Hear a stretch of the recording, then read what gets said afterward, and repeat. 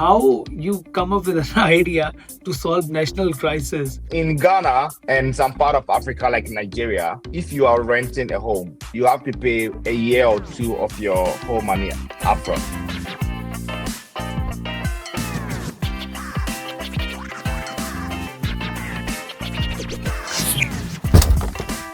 So today we have a problem solver, a person who has been solving real life problems of the people. He is from Ghana originally, and the people in Ghana, they had been facing this problem. They have to pay uh, their house's rent on yearly basis. But this guy has created a platform, a fintech platform known as Renmo, and now they can pay their house's rent on monthly basis. He is none other than a revolutionist, Patrick, thank you so much for your precious time. Thank you very much. I'm happy to be here and thanks for having me.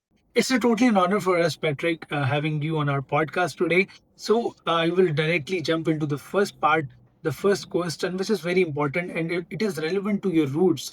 You belongs to Ghana, and you faced a lot of problems there. There is no light. There is a lot of social, economical problems. So this was the motivation in your career, like this give you motivation to do something for your people. I was born in the city, but my parents, who were both school teachers, like were transferred to this rural community, such as Krobo. And at that time, there was no electricity, like a very remote part of the country at that time in the 90s, right? So when I went there, I always say it's one of my fondest memories in the world because to me, that was my world.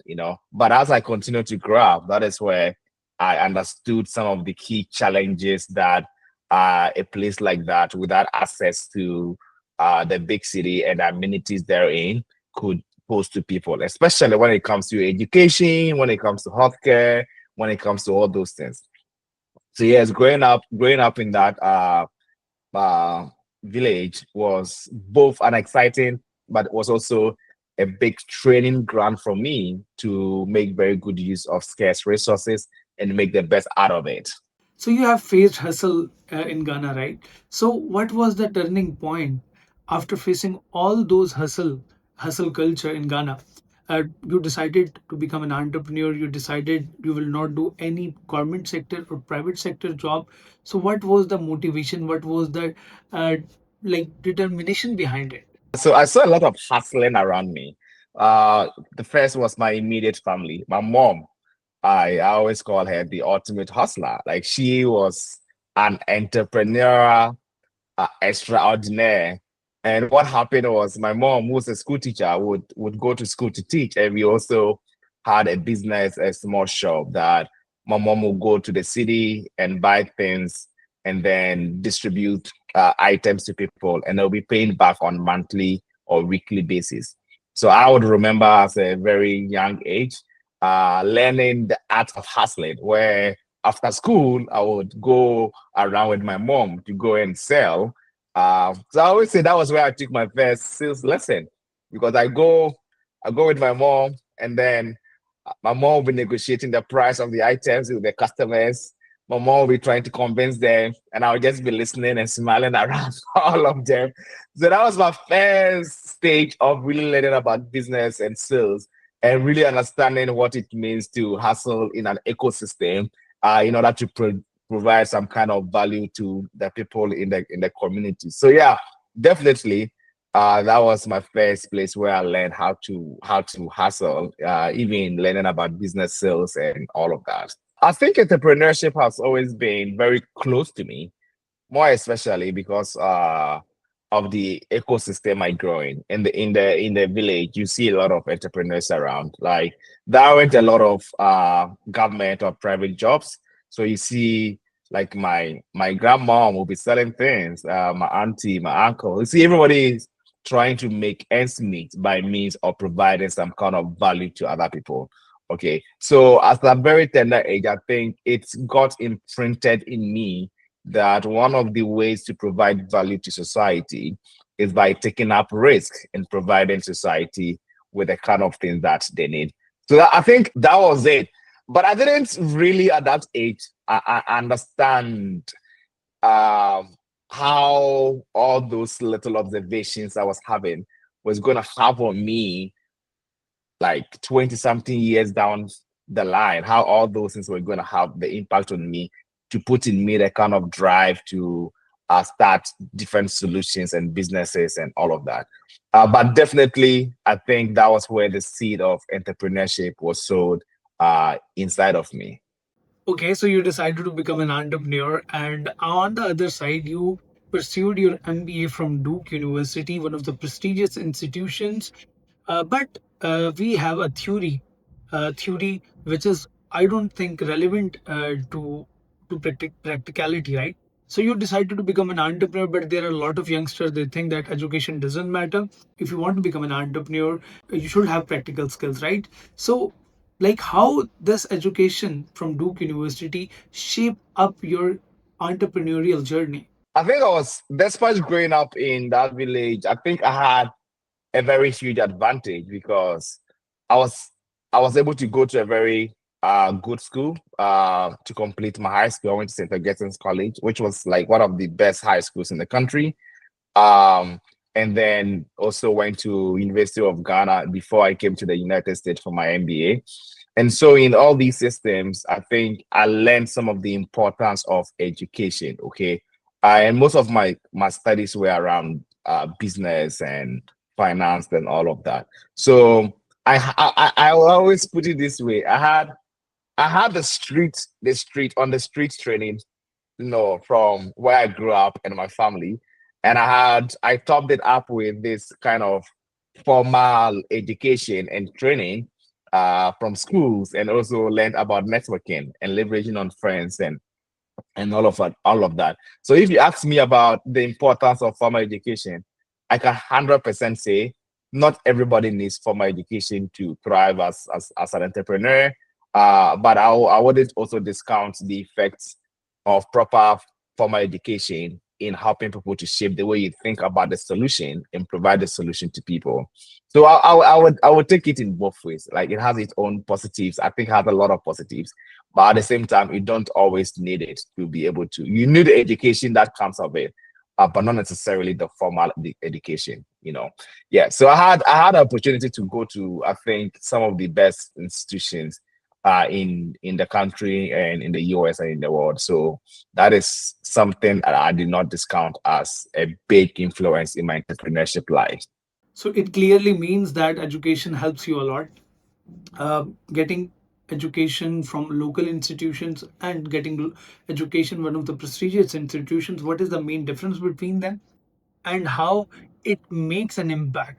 Because there will be a lot of people on this particular channel or listeners from rural areas, if they want to take motivation. So can you explain how this global education has made an impact in your life? I think, first of all, growing up in a small town will give you a deeper understanding of the local problem.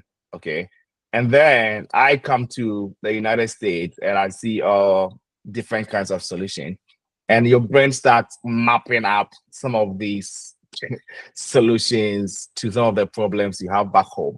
And your brain begins to see, oh, this is how things are done here. How do I translate that into this? So whether you were born in the rural area or you grew up in any small city or small town or any country, I would definitely not discount the importance of having access to some of the global education out there. I think it has its own place, especially when it comes to learning from some of the best practices and being able to translate it into what is back home. But I wouldn't also say that you necessarily need that to make an impact as an entrepreneurship, because I think entrepreneurship is a lot to do with risk taking and, most importantly, ability to provide value or a solution to an existing problem.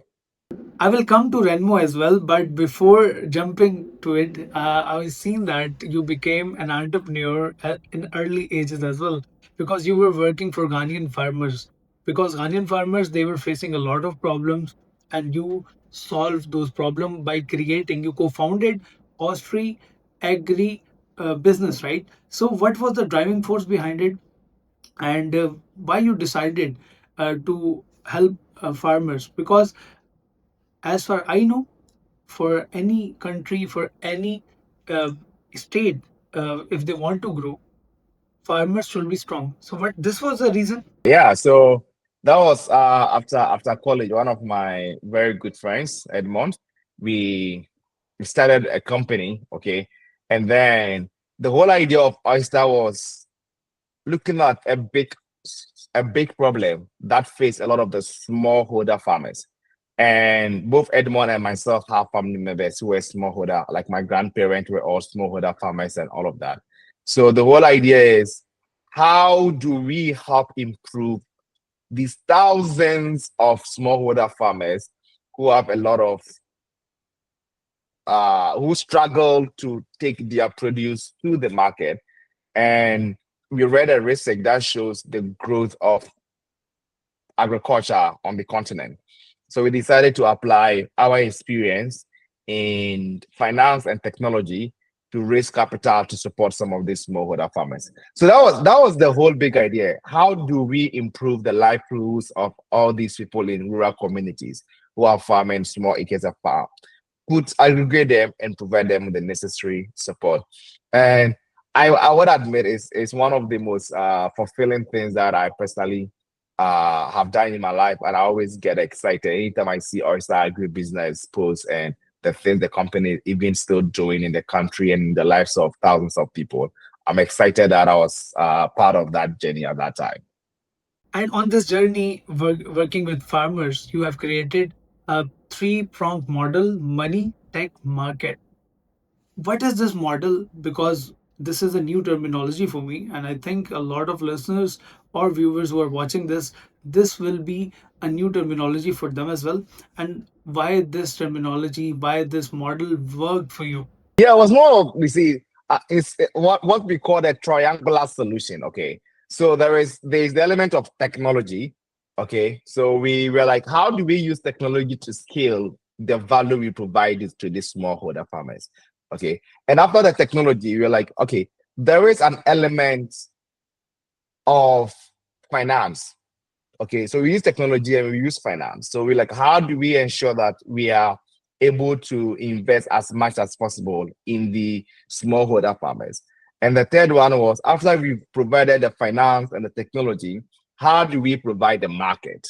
Okay, so this was a three-pronged solution that we were thinking about in terms of how are we going to ensure that we use technology, finance, and direct access to market to help solve the problem of, look, there are times that so many farmers, okay, would go and cultivate their crops, would farm the whole year, and they will not be able to bring their produce back home, and they'll get spoiled because they have no market for it. And it's very sad that a lot of the sweats that people put into their farms will go waste because they didn't have access to market. So our three-pronged solution of technology, finance, and providing them with market is what the ecosystem at that time needed to help lift over tens of thousands of smallholder farmers from minimum wages to something that is more substantial and livable. And after this, you created Renmo, a platform which helps people to pay their rent on monthly basis. Renmo. So, how you come up with an idea to solve national crisis? You were the only one who fed this. Like, who motivated you for this? So let me tell you the story about Renmo. So in Ghana and some part of Africa like Nigeria, if you are renting a home, you have to pay a year or two of your whole money upfront. Because I grew up in a small town, I didn't know this problem existed. Okay, I did not know anything about it. So I remember me going to high school, writing my last paper in high school, graduating, coming home with a lot of excitement. Not just that I have just graduated, but also I've heard my parents have moved from small town to the city, Takrade. So I came home and I met them and I was like, why are you guys in the small one bedroom? Like, this is not enough. And they were like, oh, the landlords in the city are demanding 3 years of rent upfront. I was like, Are you? That is crazy. 3 years that the landlords were demanding. And I could not fathom how they would demand 3 years of rent upfront. And I thought to myself, my mom, my dad are both school teachers. Not a lot of money, but they have enough money to pay the monthly rent that these people were asking for. But now these landlords were asking for 3 years, right? So that was where I got extremely sad about it. And I saw my parents really like stressed because they were like, hey, we have some savings for you to go to the university. And we have to decide whether we are going to use the money to pay for your university or we have to use the money to pay for this 3 years of landlord's demand. Okay. And I know my parents, I mean, they are both educationists, so they would definitely want to choose me going to school over using the money to go and give to the landlord. Okay. Especially at that time, like I had also completed high school as one of the top students. I had like, so I saw the struggle in my mom's face. And 4 years down the line, I went to the university, I finished, I got my first job, and the same problem existed. The landlord was at that time asking for 2 years, 2 years of rent upfront. And my siblings, the same problem. So when I came to the US, I was still very much involved in that problem. And I saw the discussion on social media and how people were angry about that problem. So that is how come you decided, like, hey, let us start, let us start a solution to solve a problem that should not exist. So the whole idea of Renmo is solving a problem that we think it should not even exist because monthly rent payment should be something that should be available to all and not just some few people. Like it should be a basic need for people. So that's how Remo came about. A personal family crisis that turned into a national solution with over 3,000 people and almost so far we've received almost 100,000 applications, and we hope to continue to improve the livelihoods of people through this flexible rent payments.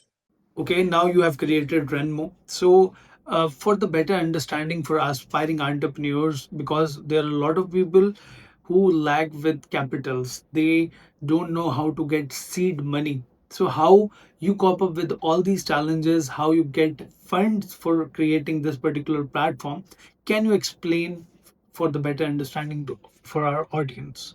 Good question. So the main reason, let me start. The main reason the problem is this, from our research and what we've read, we spent almost 6 months to understand the problem before we even started the company.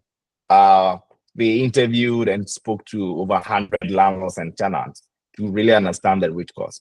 And it came down to two major problems. And the first problem is the fact that the landlords do not trust that the tenant to make regular payment on time.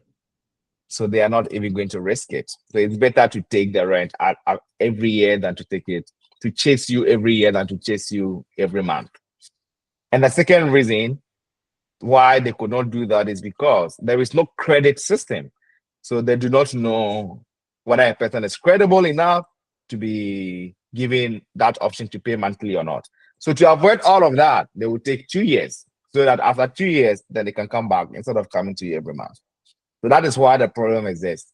Okay. And you're asking me about some of the major challenges we are facing. So in terms of, we've done this company over some years now, and we've had tremendous success. We've now become like a household name in the country. We are like the go-to place for flexible rent payment.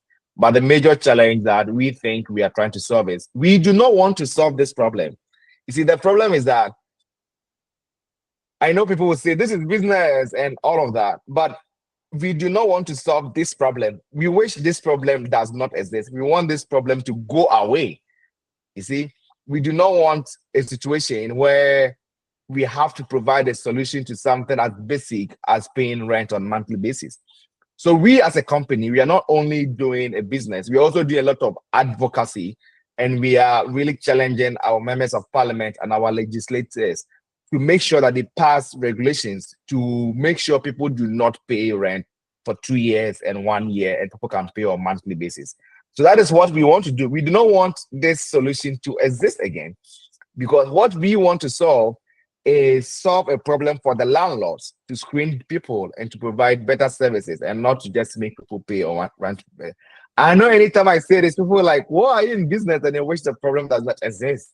Yeah, exactly. We do not want the problem to exist. We want this problem to go away so that we would know. I always say that I will feel successful about Renmo if at the end of a period, maybe in the next 45 years, the government comes in and step in boldly and says that we do not want people to pay rent for 2 years or 1 year again. We are going to enforce the law so that people will pay rent on a monthly basis. That is where we will see that this is successful. So that is the problem. We do not want people to do this. So it means you are a truly people person, and I came to know another thing about yourself, that after becoming an entrepreneur, after running successfully Renmo, you were helping people from Ghana for studies. You have given almost 10K plus scholarships. People admire to buy luxurious houses, they want to create ease in their life, but on the other side, you were giving scholarships to the people, to the students, deserving students. Why? Like, I want to know, I'm very curious to know. When I was in the university, I had opportunity to be elected as the government's student representative executive, where and during our tenure of leadership, we established the scholarship program to help need-based people, because we saw how a lot of students struggled to make or ends meet or to pay for their tuition and all of that. And I'm very excited that that program was started, with very amazing people like Nee, Edmond, and all those guys. And I'm excited that the program has still existed. And the reason why it is very heartwarming for me is because, as I told you, my parents are educationists, and I see how the importance of education helps in poverty reduction, and how education is one of the major leveling grounds for people of all social classes. So having access to education is one of the main tenants of I always call my life mission is I want to be more involved in economic empowerment, ensure that people are economically empowered. And I think that when people are economically empowered, they're able to provide more support to their family, to their society, and all of that. So yes, the scholarship scheme, Ibibwa, is still running, and it's touched over tens of thousands of people's life on the University of Ghana campus. And so far, it's one of the things that we look back as student leaders and we get very proud about the work we did as University of Ghana students. Patrick, your story and your journey, the kind of hurdles you had faced in your life, I think there are very less people who come with solutions. So you are one of those people, few people who have thought about the other people. So now, before leaving, any message for aspiring people, those people who want to do something in their life, but they are continuously failing, they are juggling around, they are fighting their battle alone. Any message for them? It's part of the journey. You always okay to be scared, okay to be fearful. But the most important thing is not allowing the fear to overcome your potential, but rather leveraging on that fear to rather propel you to greater height. So one of the things I would definitely say is entrepreneurship is a very hard journey, and it comes with its own challenges. But what makes it hard is because it provides a lot of value and solution to society. And I would therefore challenge everyone that if you have any idea and you would want to pursue it, go all out, look for mentors, and give it a shot. Because when you are old and you are 90 years, the things that you are going to regret are the things you did not do, more so than the things we did that did not succeed. And that kind of motivation is something that I would always live by. That let us reduce the number of regrets we have over our lifespan, by taking bold steps and bold ventures. But thank you very much for having me, and I really appreciate you. So take a first step. You should have courage to take first step. And after that, all the paths will be clear for you. If you are not taking your first step, then you cannot be an entrepreneur, because entrepreneurship is all about risk taking. So I hope you guys going to like the podcast. If you like the podcast, then do subscribe the channel. And for the motivation, keep watching this podcast, this episode on repeat, and share with your friends as well. Keep achieving, keep dating, and keep listening to the TBN. We will be going to meet you in the next podcast. Till then, take care. Bye bye.